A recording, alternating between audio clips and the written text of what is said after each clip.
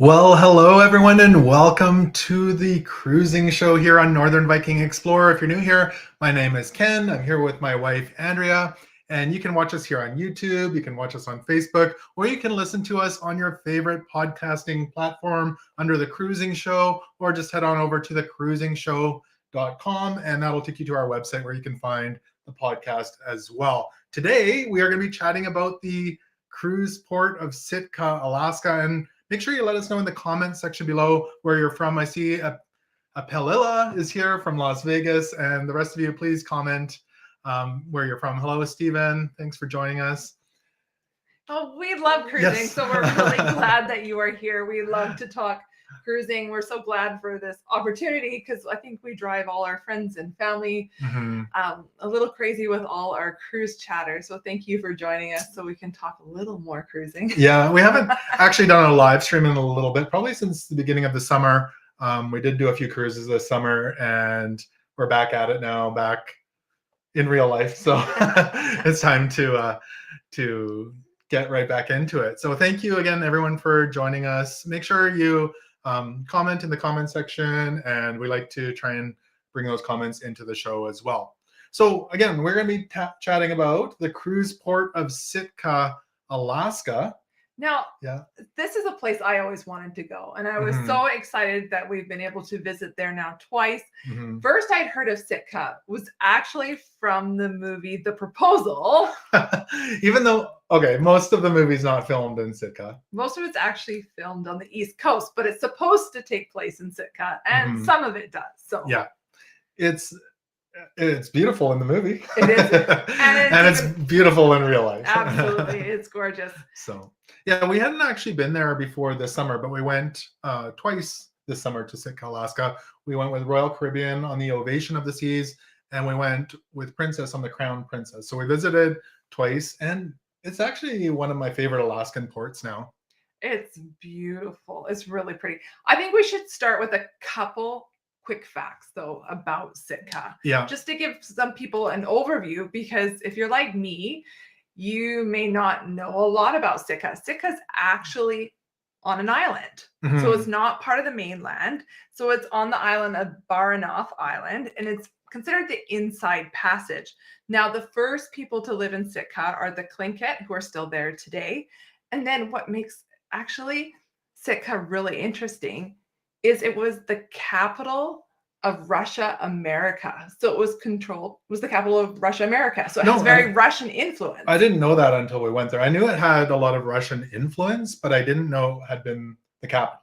Which makes it really interesting because you'll see that in the buildings and in part of the culture. There's a blending between indigenous cultures and Russian culture and American cultures. It's a very quite interesting place. Now, in 1867, the U.S. purchased Alaska from Russia in Sitka. So that's where the signing happened. So it's quite a historical place. Yeah. And we'll talk about a little bit more, I think, about where that happened a little bit later on in this stream. So yeah, a really, really cool port.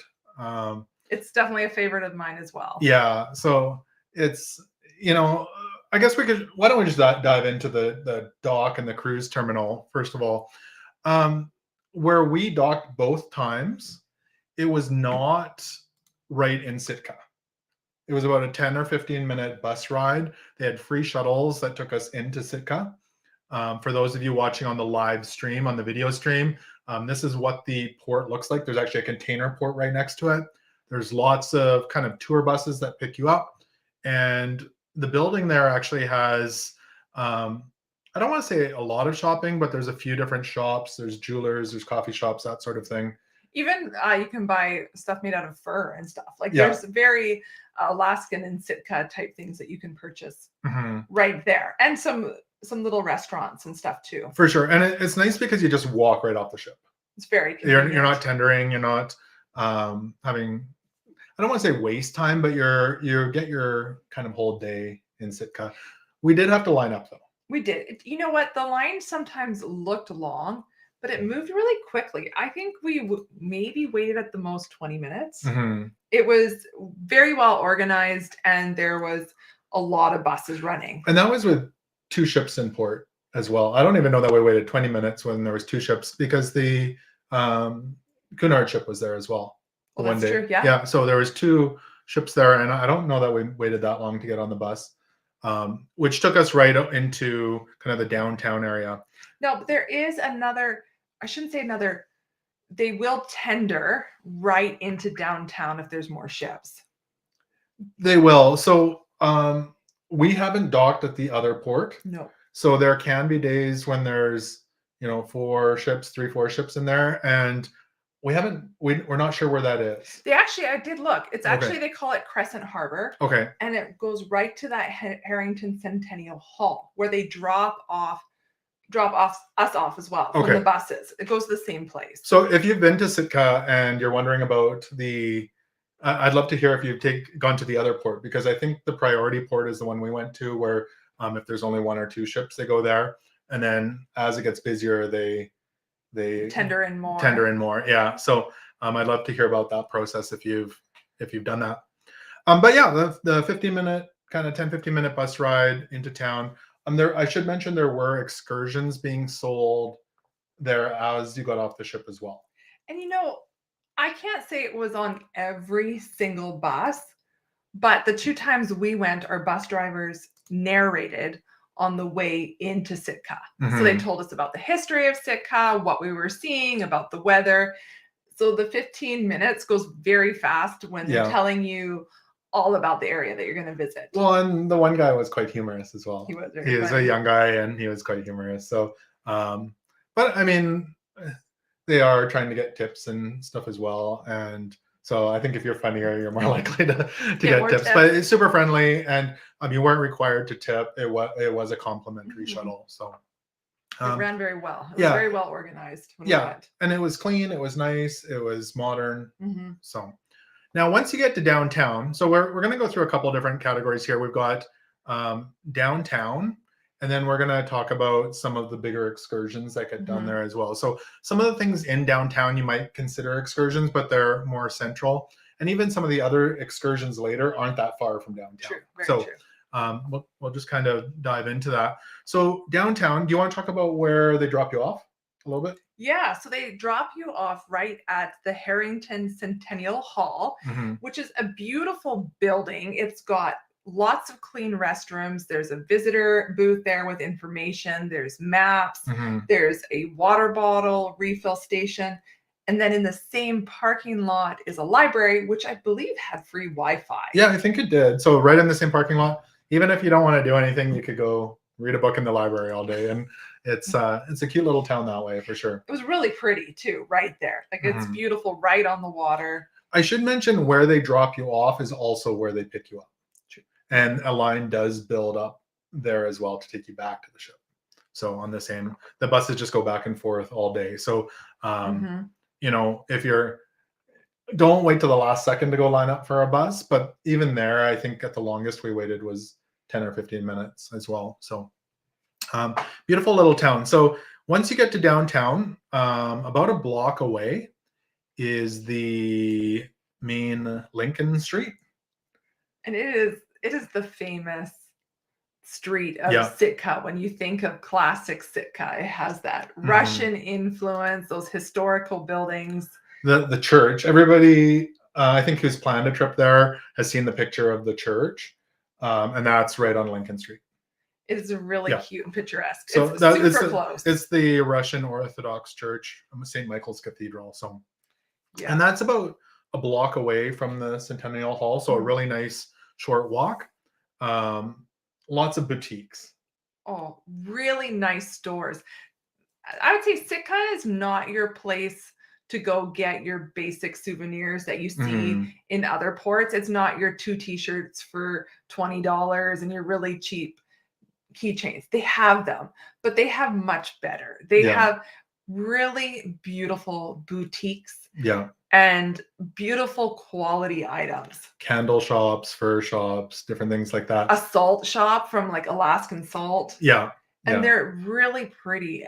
Every store is just beautiful and interesting and unique. There's a Russian store with the dolls that fit in. The nesting dolls, and a lot of Russian heritage stuff. it's really interesting. I want to go back to the souvenirs there. This was not the port where there was a lot of like cheap t-shirts and keychains. So you'll find a lot more of that in Ketchikan and in Juneau and even Skagway. So if you're going here and you don't see, maybe you're just bringing them back for family, some keychains and t-shirts, don't panic if you don't see them here, because there was not a lot of that. I did see some. There definitely is some, but this was where you want to find that beautiful special blanket, or that they had fur hats and reindeer, really interesting things. Yeah. The other thing, little coffee shops. There was a few of them through the town. Some are kind of nestled behind and tucked down in the basement. The cool thing I remember seeing, so I wanted to mention there's a movie theater there. Like a small old movie theater. Yeah. And it has a little kind of arcade and pinball machines in there as well. So that was really quite neat. If you're not into doing anything else, you can maybe if the weather's really bad. Yeah, you could do that. And the other thing, there was a lot of pop-up vendors. So a couple that I noted, there was one selling reindeer hot dogs. Right. They weren't cheap. Nope. And you could also buy fresh crab and they would cook it right there. And it was kind of like street vendors doing that. It might have been from some of the restaurants as well, having like pop-up shops, but there was all that. And you could go look at, they showed us the crab. It was really neat. So now you're not going to find the crab at a cheaper rate, though. It is the going market price. So don't think you're going to get cheap discounted crab, though. Lurker Troy says he's going next year and he loves watching the videos. Yeah, we appreciate that. And yeah, you will love Sitka. It's awesome. Definitely awesome for sure. So any other thoughts on the downtown area there before we kind of move on to the cathedral? If you love shopping, you're going to want to leave a couple hours to visit, because there's so many little shops to visit if you really want to take your time. Well, and it's definitely just because there's so many unique things in the town. And we should actually mention, when there's more than 5,000 passengers in town, or like ships with over 5,000 capacity, they closed Lincoln Street from 10 to 4. So it becomes pedestrian only. So it's really nice just to walk through, and it has that, almost feels like a fair. There were people busking and playing music. So it just really hits all the senses. Yeah. So the one time we were there, Lincoln Street was open, and the other time it was shut down and you could just walk down the street. So it does change. So the St. Michael's Cathedral is kind of the center. It's almost it's in the middle of a roundabout, kind of. You can actually drive right around it. It's really cool. It's really cool. And it is open to go in. It is. It is free, but by donation during our visit. Yeah. And it was quite busy. It was quite busy. It is limited hours, though. The visitors can only go between 12 and 2. And on Sundays, they do have a service at 9 o'clock. Okay. So you have to have 2 hours, though, to visit during the regular time for visitors. And it is quite amazing inside. Lots of stuff to look at. Now, the original did burn down. Oh, I didn't know that. Yeah, they did. But they were able to save some of the items inside, and they did rebuild it right away. But yeah, which is too bad. But so Google Maps, though, does say it's a 0.1 of a mile or a 3-minute walk from the Centennial Hall where you get dropped off. Now, I think that's probably from the street in front of the hall. So I don't know. It's probably more like 5 minutes. It's actually quite close. So it's very close. It's, but it's definitely a fun stop. If it is open, I'd peek your head in there. Because even though there was a lot of people, it didn't take very long to go visit. No, and this is, when you think of Sitka, that is what you think of. Now, the other, I really enjoyed this, and you might think it's weird. I know it's kind of weird to talk about, isn't it? The Sitka Russian Cemetery on Observatory Street. So not too far from there. It says 0.4 of a mile or a 10-minute walk from the Centennial Hall there. It was neat. It's really neat. It's actually... Whoa, where'd my photo go? There we go. It is a 200-year-old cemetery that is still used by the Russian Orthodox Church. And people do tend to it frequently to clean it up. But because it's such a dense rainforest, The rainforest takes over right away. It like Yeah. covers the plots and really hides a lot of the plaques and the markers. Well, the cemetery's in the forest. Mm-hmm. So you walk up the road and into the forest and you enter the cemetery.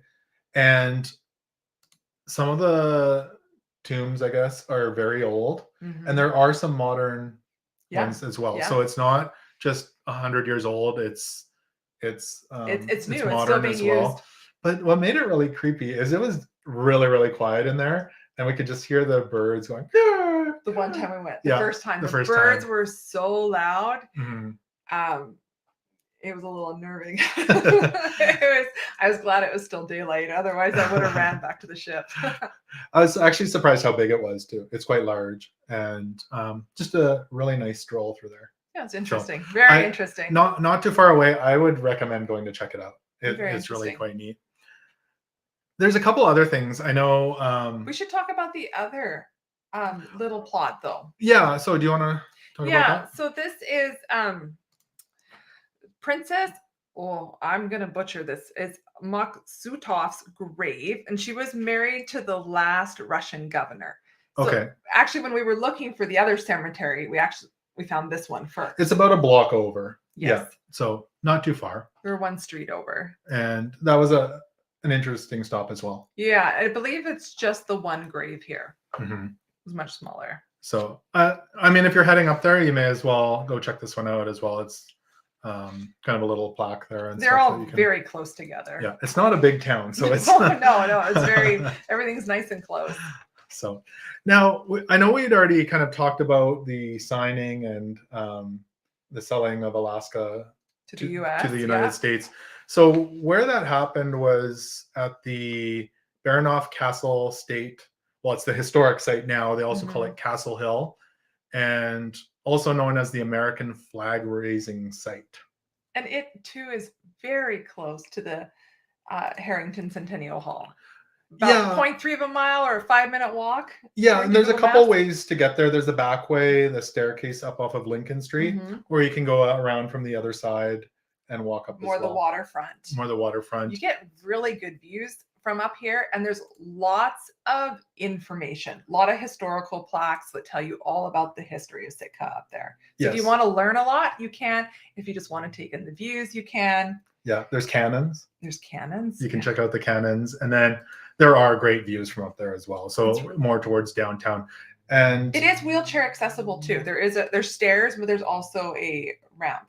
It is. It's still. I don't want to call it steep, but it's still a hill. It is still a hill. And actually, before, originally the Tlingit, they used it for fortification as well to protect. So it's a very historical, very interesting, beautiful site. So Fred was just there last week.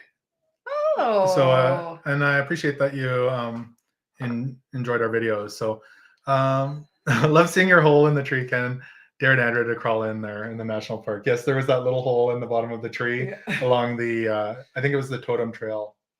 Yeah, it was the totem trail. You can always wonder what's inside those hollowed out trees. To be honest, when I looked in the hole in the tree, I thought you were gonna because you never know if there's gonna be a squirrel or an animal in there. A squirrel would be good. But I'm always scared that something's gonna jump out and scare me, or you're gonna scare me from behind. So I thought about it. But yeah, we're actually gonna get to we'll talk about that. That was in where is it? In the Sitka National Historical Park, and we'll talk about that in a little bit. So yeah, so from there, Baranof Castle, and now did you already mention how far? That's about a 5-minute walk as well. And it's basically on the far end of Lincoln Street where all the shopping and vendors. So if you head kind of to the end of that where it changes, you'll find Baranof Castle there. For sure. Now, so let's jump off of downtown, and probably half the stuff that we're going to talk about here is still just on the edges of downtown. But we'll talk about some of the main attractions in Sitka, because there are some hiccups as well. The main attractions. So, and the hiccup involves transportation. So I think we should talk about our personal story the first time we got to Sitka Sure. and what we didn't know. I thought I was smart. I thought I had done my research and had a plan. Yeah. Because Sitka has a city bus. It's called the Ride. It's quite affordable. It's $2. I don't mind taking the city bus, especially for $2. That's great. But I didn't realize it doesn't run on the weekends. Yeah, no weekend rides on the city bus, which we didn't realize till we got there. So conveniently, though, about a block up from where we get off, there was a tourism booth, and we went and talked to them, and they said no, not on the weekends. And there's the bus stop. There's lots of bus stops. It was just they weren't running. And they did warn us too.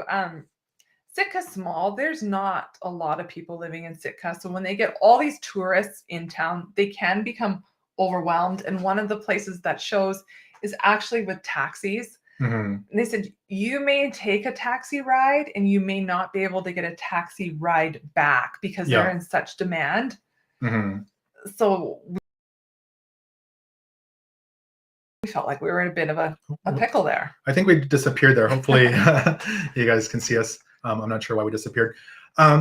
Yeah, so yes, the taxis aren't necessarily reliable, and that's what they were saying at the visitor center. So that you can just imagine a small town and you have way more people than what live there. So they can be swamped. So, but there was a solution. There was a solution. We actually walked back to the Centennial Hall there, and there was actually several vendors selling, I don't want to call them excursions, but different transportation methods. So we paid $25 each for a hop-on, hop-off ride with tribal tours. And so we could get on and off as many times as we wanted throughout the day, and it drove around town. I want to say it came every half an hour to each of the stops. So, yeah. I do want to mention with that, though, if you're planning on going with a large group, we saw there was a big party and they struggled because there might only be like 5-6 seats open on the bus. So if you got a party of 15, that's going to be difficult for you all to get on one bus together. Yeah. So that may not, I would call them if you're going with a large group. Now, Andrea, Lurker Troy here is asking, do we remember if there was benches around town? Now, I remember along the waterway, there were a lot of benches along the water. I remember we waited for our kids down at the bus stop area. There was buses, or by the washroom there was benches there. I don't recall on Lincoln Street how many benches were there. No. But definitely along the water, if you walk towards the park, there were a lot of benches all the way. Yeah. So, and I appreciate you saying that we're back. So I don't know why we disappeared there. So we did the hop on, hop off with tribal tours. Is that where we were at? I think. And so we did a couple of stops. We'll start out with Fortress of the Bear. And this is the one that you really need the transportation for. We personally could have walked the rest of the stuff in town we wanted to do, but Fortress of the Bear is too far. Well, Fortress of the Bear is, I have it written down here, 5.5 miles, or well, that's a long walk. I don't know how long. It'd be a couple hours from the Harrington Centennial Hall. So that's the one you do need it. Now, there are some catches to the Fortress of the Bear, though. Do you want to talk about those? Yeah, and this can catch people off guard and again upset them. When there's more than 5,000 passengers in town, they don't allow walk-ins. So if you want to go, you need to have pre-booked with a tour, like with your cruise line or a private excursion. Yeah. So actually, I do have. Let's see here. I'll bring up their website. So on the Fortress of the Bear website, they've got that right on there. That basically the same days that Lincoln Street is closed, you do need to have an excursion booked. Now on their website, I did see it somewhere. That is for the bears because they're concerned about them. So they did have a list of alternative tours and transportation on their website, so you could check that out. And so fortressofthebear.org. And they have all the pricing and hours are right on their website as well. So adults were $15, $5 for 8 to 18-year-olds, and 7 and under were free. They have a really lovely gift shop. And a lot of information about the bears. They try to they're not a zoo. They're there to help the bears. And they have history of why the bears are there and how they ended up there. Yeah. It's a very educational, but it's really special because you're quite close to them. Mm-hmm. Well, there's a couple, you can be above them. So I believe there was 3 black bears and 3 brown bears. They're in separate habitats. You're kind of above them, but if you're in the gift shop as well, you can see them through the window. And which is really cool because Yeah. when we were there, they were standing up and they were looking at the people above or trying to see them. And it looked like they were smelling the people in the air. I do wonder though if they feed them from above, like the center, because it's like they were waiting for food to be thrown down. Or maybe they thought food was up there. It could be, yeah. If you're worried about bears, always make sure you go out with someone slower than you, is what they say. There was also a lot of eagles there. We saw quite close. They were bald eagles. It was beautiful. So it was, and I really just enjoyed being able to see the bears like interacting with each other and picking up different objects. It was fun. I really enjoyed that. And I would go back. Yeah, it made my heart happy. Yeah. And they all had fun names too. I can't remember the names. So we went to another stop, and this isn't actually the order we did them in. So, but we'll go. We went to the Alaska Raptor Center as well, which was another stop from Tribal Tours. Now you can actually walk there. We actually walked back from there. It's about 1.1 miles or 30 minutes. So, and it's a little bit higher up in altitude, not like high on a hill. So if you're walking back, you're actually kind of walking down into town. Yeah. And there's some trails, so hiking trails up there. And there's also birds. Lots of birds, lots of eagles. And they do put on a show there as well, like a demonstration. There's a gift shop. And yeah, really, really cool place. They take care of over 200 birds a year, again, like trying to take care of their health. And they explain again why they have them there. It's very interesting. Now, pricing for that, again, $15 for adults, 6 to 12-year-olds were $6, and 5 and under were free. So if you don't mind walking, don't feel like you have to take a shuttle there. You could easily walk that 1 mile. You could. Yeah. And they were open from 8 to 3:30 in the summer, 7 days a week. I did enjoy that. It did, especially if you were going with children. It would be a really good thing to take kids to. Yeah. It's really nice, just like the bears. And then it's quite affordable with the reduced kind of tweens pricing, and then the kids 5 and under. When you talk about excursion prices, these are a bargain here in Alaska. Yeah, they're definitely a bargain. So the our first stop actually on the tribal shuttle was to the Sitka National Historical Park. And this one is also a free stop. It was free. Now, if you're not doing the bears and you don't mind walking, this is kind of on the way to the Raptor Center. Also. And it's a beautiful walk, because the one time we went, we did walk it because it's along the water. Yeah. And it's totally, if you have the time and ability and the weather is good, it's totally worth the walk, because the walkway and the ocean, it's beautiful. Yeah. So 0.7 of a mile roughly from the Harrigan Centennial Hall, or 15-minute walk. And there's a big, I think I've got a photo of it here if you're watching on the stream. So there's a big visitor center that has, there's information in there. So there's workers in there who will answer questions for you. There's a short little film if you want to learn. There's exhibits, there's artifacts, and there's even carvings in there. So there's restrooms as well. And they'll teach you about the different types of poles and how they're from the different nations. There's information. It's very helpful. And then from there, there's hiking. So there's 2 loops. There's the totem trail, which has, I don't know how many, but lots of totems on it. And then there's the Russian Memorial Loop, which is more of a nature loop. So the first one is the one I would recommend if you're only going to do one of them. It's along the water and it has the totem poles. So it's unique and very interesting. The other one, of course, is beautiful, but it's walking predominantly just through the forest. I would agree. And even if you do the just the totem loop, uh, I know at times of the year it goes by the river and there's a little bridge that goes over to the Russian Memorial Loop. I would at least go to the bridge to see if the fish are spawning, because I know at certain times of the year you can see lots of fish down below. Even if you're not going to do the Russian Memorial Loop, I would check the bridge out. It was we had decent weather both times. Parts of it, though, were a little soggy. It's definitely... It was damp and misty, kind of. And be prepared. You might see a bear. We did see bear poop. Yeah. A big pile. Yeah. So I don't think this on the second time we went there. Yeah, I don't think it was a little bear. No little bear. But a fun stop, and again, that is free. So yeah, really cool. It's cool and beautiful and interesting. It's a win-win.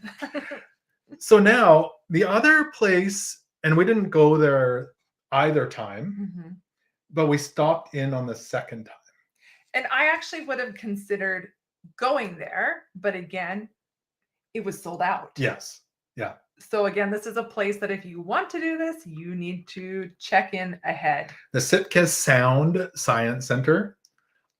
It was, so I think what actually drew us in there, because we went at the beginning of July and then we went at the beginning of August.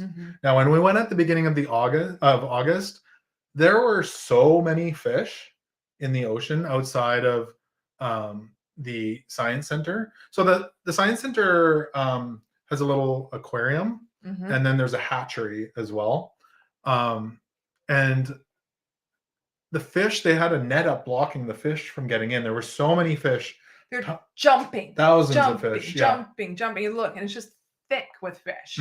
I've never seen anything like it. No, I haven't either. And we have salmon spawning by us, but I've never seen it, the density like this. No, there was a crazy amount of salmon. There was actually people fishing there as well on the breakwater. If you don't go in there, I would still go out to the breakwater and see, because that's where you saw the fish. It's right next to it. It was really cool.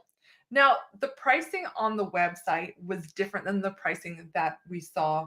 They had a posted sign in the window. Okay. So I'm going to go with the pricing that they had on their door because it's more expensive than what was on the website. Okay. So for the aquarium, I have $12 for adults and $10 for 3 to 12-year-olds. Okay. And then there's a behind the scene tour that's 90 minutes and that runs about $45. Okay. So, but again, if you want to do these things, call them, find out how you can book it because as we said, it was already sold out. Yeah. It was like, even like I said, just go to that area, and especially if you're later in the summer, and see all the fish, because there was a lot of fish. And you just follow from the Centennial Hall. You follow along the water. It's a beautiful walk. Past the marina. Yeah. And it's got lots of benches. It's a beautiful stroll, really a beautiful stroll.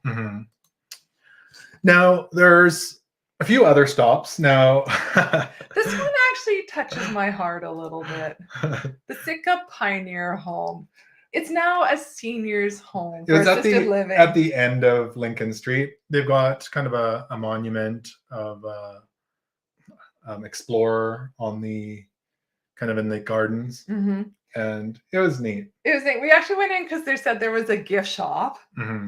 And so we went in to see the gift shop, but it was a very authentic, small gift shop. But what I wasn't expecting was to actually see the seniors living in the building were right there when we walked in. Yeah, so we got talking to us, and it was very sweet. And I think one of the highlights for our kids too. Yeah. It was very cute. And then down actually over by the marina, we haven't done this one. We stopped out front, is the Russian Bishop's house. And I believe that's kind of like, it's a Sitka National Historical Park as well. I think it's a little bit of a museum in there and what have you. So I don't know what that's like in there. Maybe next time we'll have to pop or maybe in there. Tell us. I'd like to know. For sure. If we should stop in there next time. And then the other one, and our tribal tours bus did stop here, is the Sheldon Jackson Museum. And this isn't far from the Science Center. It's a big property though. Lots of buildings, big green fields. And honestly, it looked so big, I didn't feel like we had time to do it. No. Like sometimes you just got to make your choices and pick what you really want to do because there's not time for everything. Yeah. And in this area, there's also a playground and a Mhm. park. Like if you're coming with a family with small kids, right along the water, not too far from there. You know, one of the coolest things that I remember seeing along by the marina, there's these big stones that are carved into like a whale. Mm-hmm. And I Right. feel Yes. like there was it a seal I or remember something? the whale one. There was a whale and there was something else. I think it Turtle, was. maybe? Oh, I think it was a seal. turtle? I don't know. Are there turtles in Alaska? I don't know. We did see a turtle and a crocodile though in Mexico. We did in Puerto Vallarta. Anyway. And actually, this town though is well marked. Yeah. They even mark that there's a grocery store a couple blocks up. Mm-hmm. Now, the groceries are not cheap in Sitka. No, we walked up there to get some beverages and some Kind of look. I snacks was with the kind of kids. curious. I just wanted to see. Yeah. Things are definitely more expensive. Mm-hmm. There was also a bigger grocery store Further down. So actually, our kids, we brought two of our teenagers with, and they ventured off on their own for part of the day. And they walked up to where the McDonald's had been. Unfortunately, the McDonald's shut down. I think they were disappointed. They were. I think they were looking for McFlurries, but that is no longer there. So if you're thinking there's a McDonald's there, it's gone. But there was a large grocery store up that way, and you drive past it on the shuttle bus, so you could see it. But yeah. They'd walked a big loop. They were quite enjoying themselves. Yeah. I felt very safe in Sitka walking around, and you're not deep right in the forest. Like if you're scared of running into a bear, like Lincoln Street, you feel like your kids are safe. Yeah. Especially your teenagers. Yeah. Well, and there's lots of like little restaurants and things that they can venture in and look at. It's a very interesting place. Yeah. Other than that, do we have any more on Sitka? I think that's most. I think that's it. Yeah. It was such a fun day. It was, and I can't wait to go back and yeah, hopefully. Oh, I'm gonna go back. Yeah. I will go back. No, and it's funny because we've been to Alaska before, but it didn't stop in Sitka. So it was nice to actually go there. I really, really enjoyed Sitka, and I especially enjoyed the shopping, like the stores, the boutiques. I love the history with the Russian influence, just some unique things that you don't see anywhere else. It was really cool. I 100% agree. It was a fun time. So I guess we'll wind it down there unless anyone has any quick questions that pop up. We'll wind the show down there. We don't have any cruises booked. We don't. This is shocking. This is actually the first time in a while. We're planning. Yeah. Where should we go next? If you know where we should go on a cruise next, leave it in the comment section below because we're shopping. But yeah, we appreciate you all. We've got some more videos coming up for sure that we want to share with you. So thank you everyone for joining us tonight. And I guess we'll see you next time on the cruising show. Take care, everyone, and have a wonderful day.